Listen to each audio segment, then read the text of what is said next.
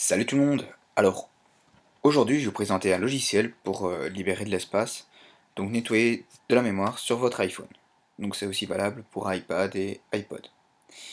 Donc le logiciel s'appelle Phone Clean, je vous l'avais déjà présenté, mais en version 2. Donc là ici c'est la nouvelle version, donc Phone Clean 3. Il est disponible en plusieurs langues, donc ça vous avez qu'à simplement cliquer sur Phone Clean, choisir la langue. Donc c'est les langues courantes on va dire, donc allemand, anglais, espagnol, français et ainsi de suite. Donc vu que je parle français, on va rester en français. Alors quand vous changez la langue, naturellement, il se relance. Donc on peut avoir une belle petite animation. Donc pour commencer, vous devez brancher votre iDevice à votre ordinateur, qui soit de préférence déverrouillé. Si lors de la progression, ça peut poser problème. Alors, comme vous pouvez voir, vous avez 4 boutons. Soit la possibilité de faire un nettoyage rapide, un nettoyage en profondeur, une boîte à outils, une restauration.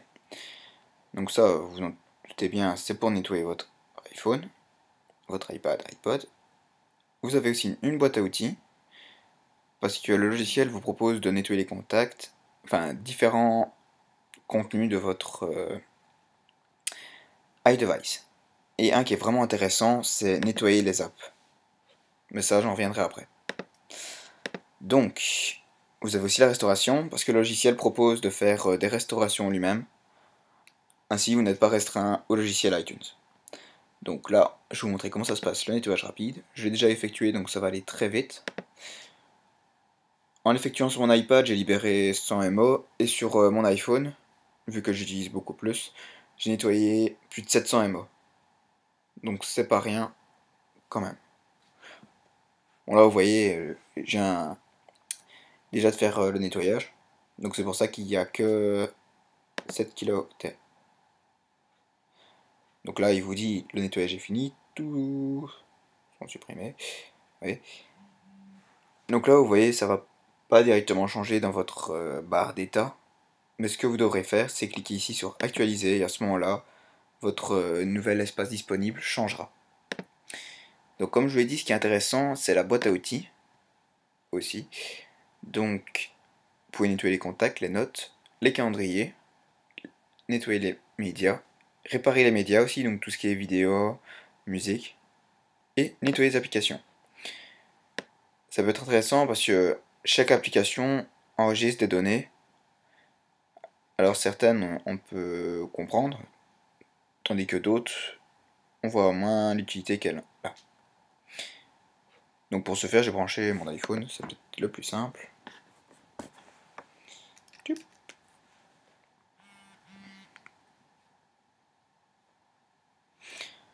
Donc voilà, boîte à outils.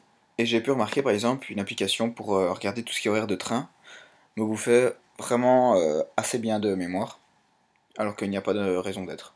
Donc l'application elle permet juste de créer un itinéraire.